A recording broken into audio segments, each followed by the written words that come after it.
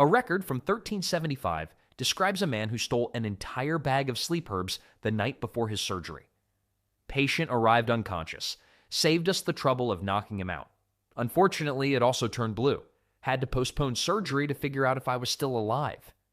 Another patient ate so many mandrake roots that he slept through his own surgery, the recovery, and his neighbor's funeral 3 days later. As surgeons started running out of patients, with patients either dying from herbs or staying annoyingly conscious through operations, they began focusing on a different approach. If you couldn't properly knock them out, maybe you could at least do the surgery really, really fast. The fastest surgeons were like medieval rock stars. They had groupies, fan clubs, and probably would have had their own reality TV shows if television had existed back then. These guys weren't just doctors, they were the Formula One drivers of the operating room, complete with their own highlight reels in medical textbooks. Robert Liston was the champion of speed surgery. This Scottish surgeon would remove a leg in 28 seconds flat. That's less time than it takes to microwave a hot pocket. He was so quick that his assistant couldn't keep up with him, which turned out to be a problem when Liston accidentally cut off 3 of the poor guy's fingers during a particularly speedy amputation. But wait, it gets better. He was moving so fast that he also managed to slash a spectator's coat. The assistant and the spectator both died from infections later, making this probably the only surgery in history with a 300% mortality rate. The patient died too, but at least he died quickly. Speed records became a big deal. Hospitals actually kept track of their surgeons' best times like they were running some kind of twisted sports league. And in today's standings, Dr. William takes the lead with a 45-second leg removal, while Dr. James drops to second place after spending an embarrassing full minute on a simple arm amputation. The competition was so fierce that some surgeons hired people to time their operations with hourglasses.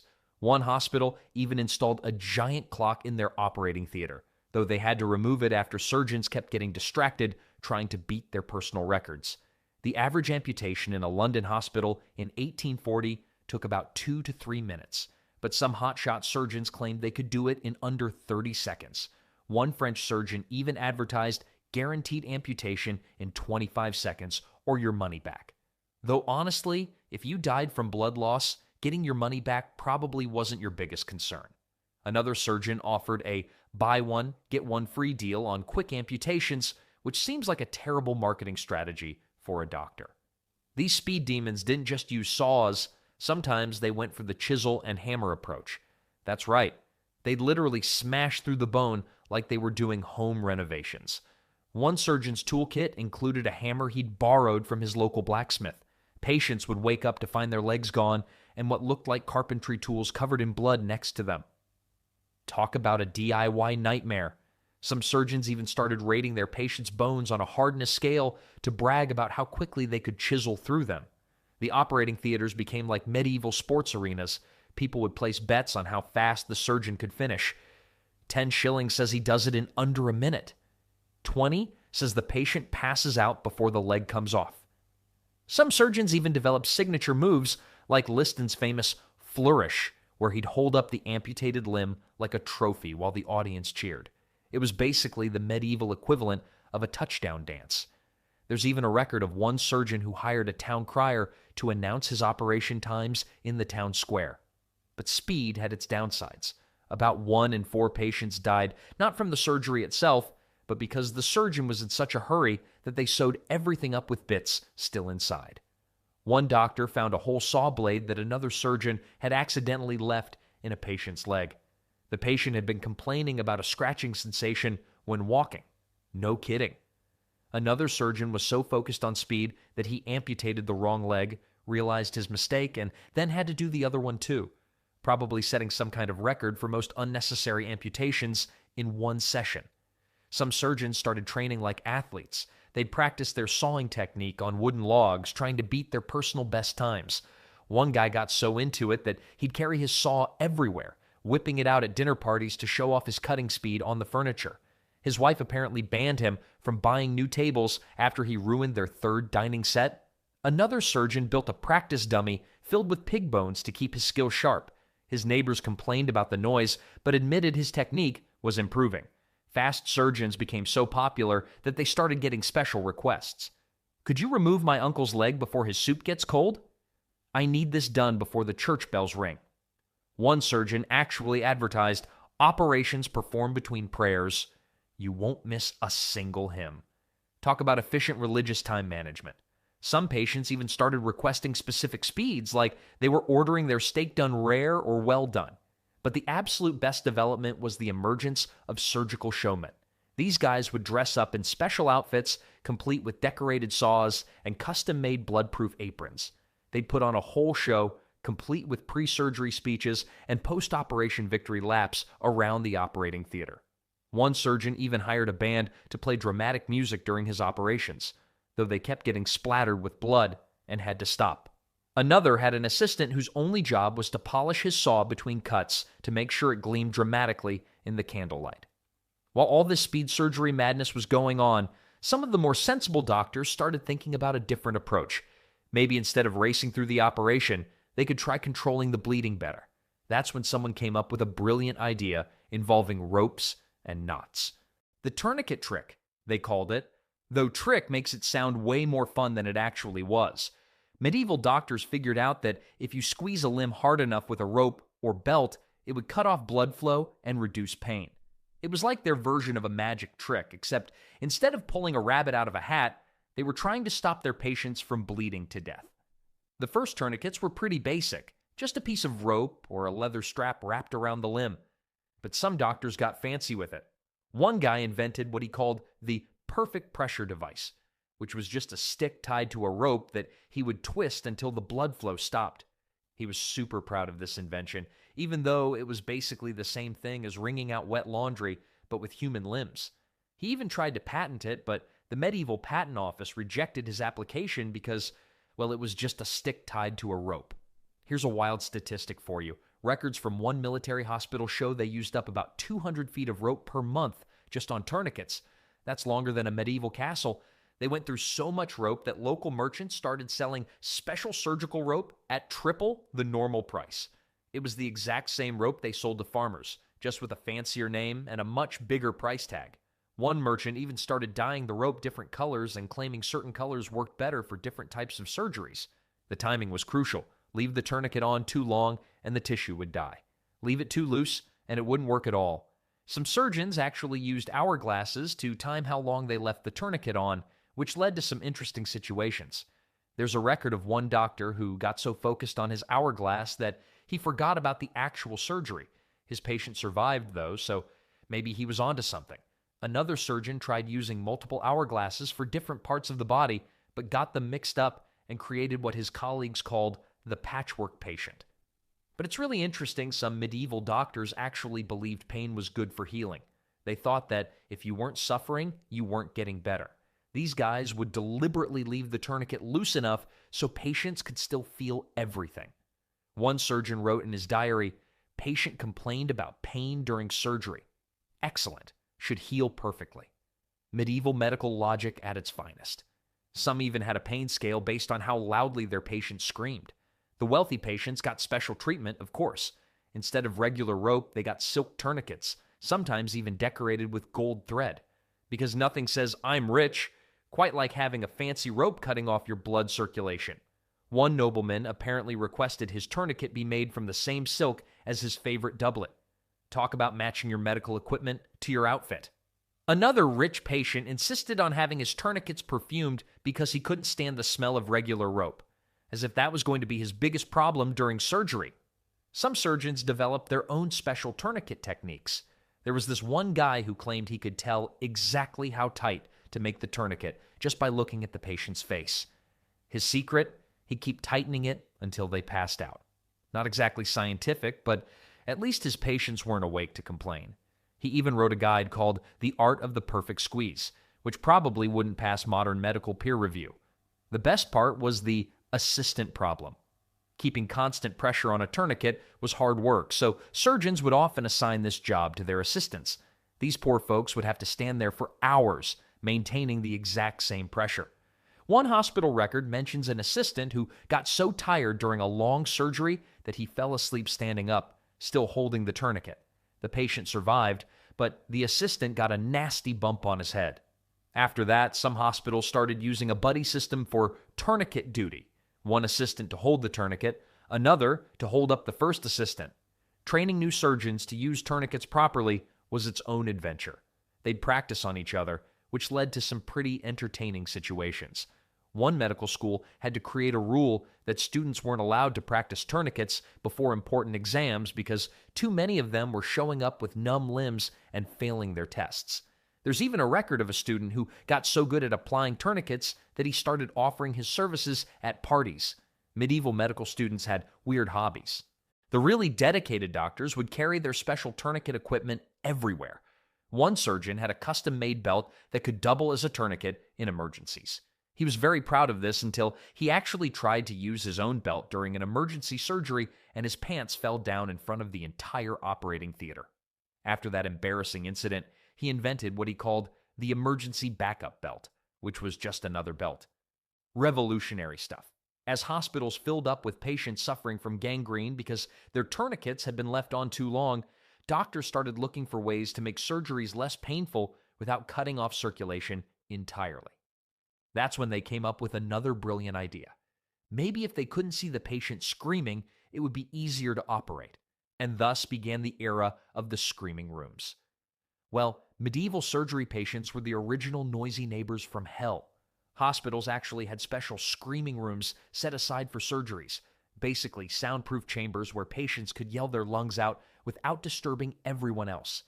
It was like a medieval recording studio, except instead of making music, people were making sounds that would give you nightmares. A hospital record from 1362 shows they spent more money soundproofing their surgery rooms than they did on actual medical equipment. They stuffed the walls with wool, hay, and whatever else they could find to muffle the screams.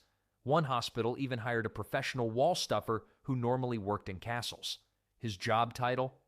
Master of Quieting. Probably the weirdest job title in medieval history. His resume must have been interesting. Professional experience includes making sure the king can't hear peasants complaining and stopping surgery patients from terrifying the entire town. Music became a big thing in operating rooms. If you couldn't stop the screaming, you could at least try to drown it out. Rich patients got entire bands playing during their surgeries. Poor folks had to make do with a guy banging on a drum badly. One surgeon hired a group of monks to chant during operations because he thought it made him look more professional.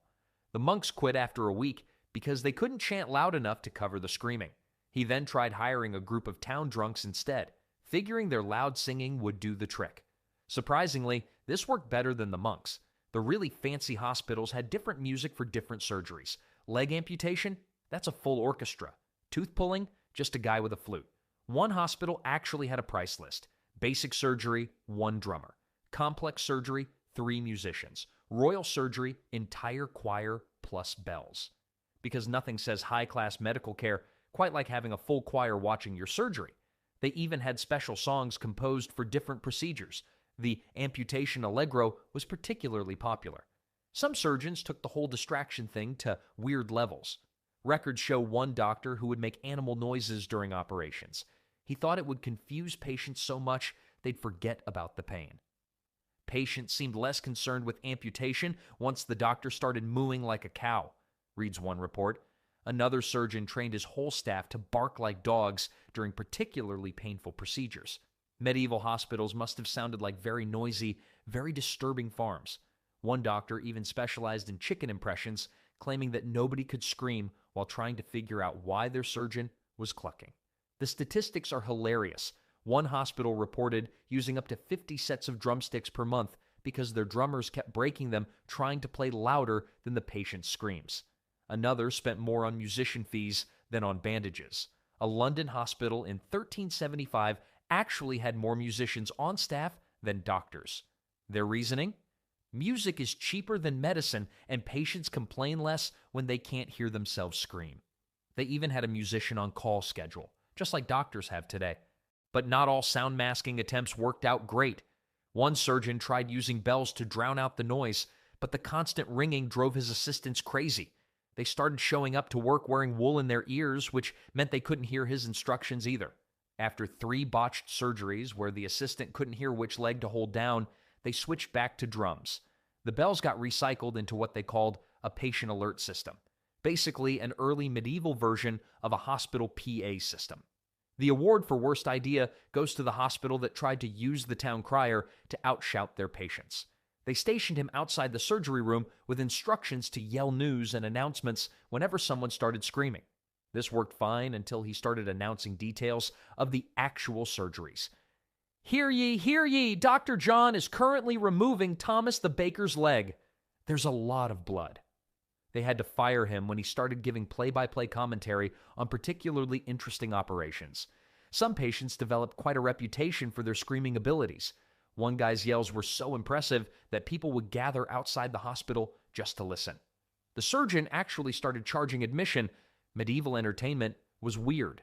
Another patient screamed so loud during his surgery that the local church thought it was hearing banshees and organized an exorcism. The priest who showed up took one look inside the surgery room and decided the demons probably had a good reason for screaming. Though dealing with screaming patients was tough, the real problem started when hospitals tried different ways to keep their patients quiet. Staff would try all sorts of things, telling jokes, making faces, even promising prizes for staying quiet. One doctor became famous for his surgical stand-up routine where he'd tell terrible jokes during operations. His patients still screamed, but now it might have been from the bad puns rather than the pain. Why did the leg cross the road? Because I just amputated it, was apparently one of his favorites. As medieval doctors ran out of ideas for handling noisy patients, some started exploring a new direction, trying to distract patients with increasingly bizarre methods.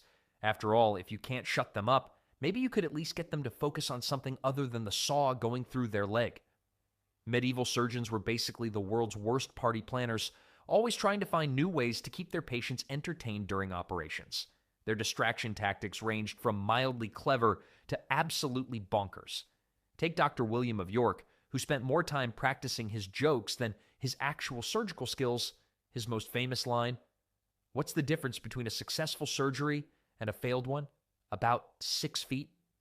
The patients didn't laugh, but the gravediggers sure did.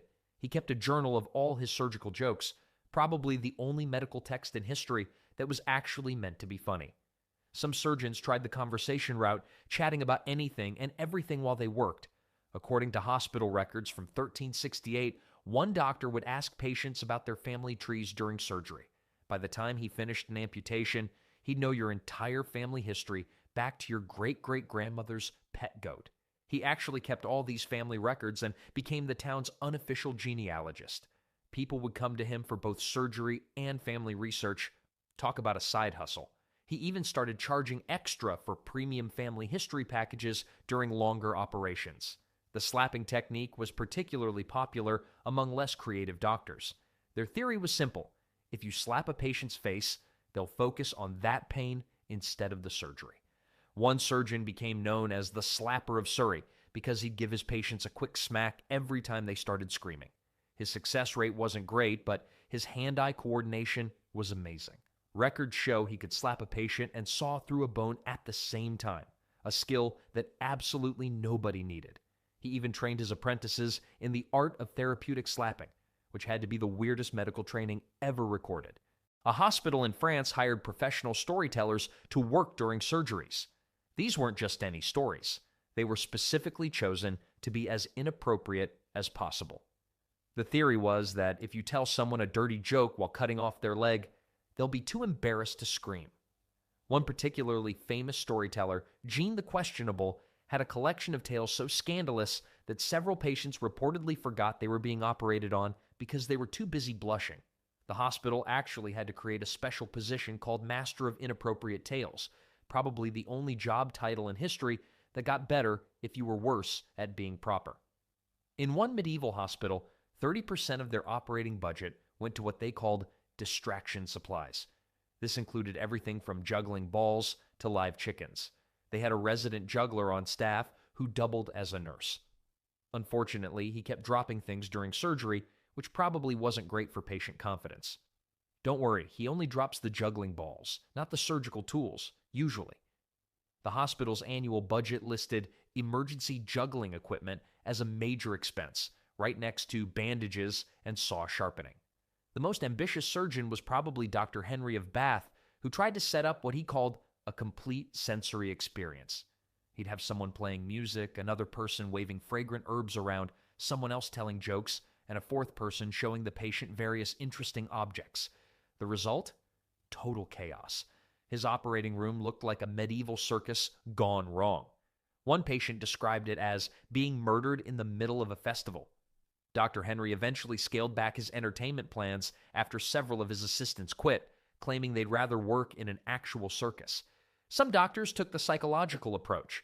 They'd make the surgery sound so boring that patients would almost fall asleep from disinterest. One surgeon would describe the technical details of his tools in excruciating detail. This saw was forged by Thomas the blacksmith on a Tuesday afternoon using iron from the mines near Winchester. By the time he got to the actual surgery, most patients were either asleep or begging him to just cut them already to stop the lecture. He wrote a book called The Complete History of Surgical Tools that was so boring it was actually prescribed as a sleeping aid. The prize for most creative distraction goes to a London surgeon who hired a professional mime to work during surgeries. Yes, a mime. In an operating room, during amputations. The mime would act out what was happening, but in a funny way. Patients reportedly didn't know whether to scream from pain or laugh at the mime pretending to saw off his own leg. The mime quit after a month, claiming the job was too weird, and when a medieval mime says something's too weird, you know it's bad. The hospital tried to replace him with a juggling jester, but that ended badly when the jester's bells kept getting caught in the surgical equipment. But perhaps the strangest distraction method was the future prediction technique. During surgery, doctors would pretend to read their patients' palms and make up elaborate predictions about their future. I see you living a long life with 2 legs instead of 3. It was complete nonsense, but it kept patients focused on their supposed future rather than their current dismemberment. One surgeon got so into it that he actually became a legitimate fortune teller after retiring from surgery, probably because predicting the future was easier than keeping patients alive. All these bizarre distraction methods started making hospitals look more like entertainment venues than medical facilities. Some doctors began wondering if maybe they were focusing too much on the show and not enough on the actual medicine. When one surgeon caught his assistant practicing juggling instead of sterilizing instruments, not that they really knew what sterilizing was, he knew things had gone too far. Maybe it was time to try something simpler, like better surgical techniques. Medieval surgeons weren't born experts at chopping off limbs, so how did they get so good at it? Let's just say their practice methods were the stuff of nightmares.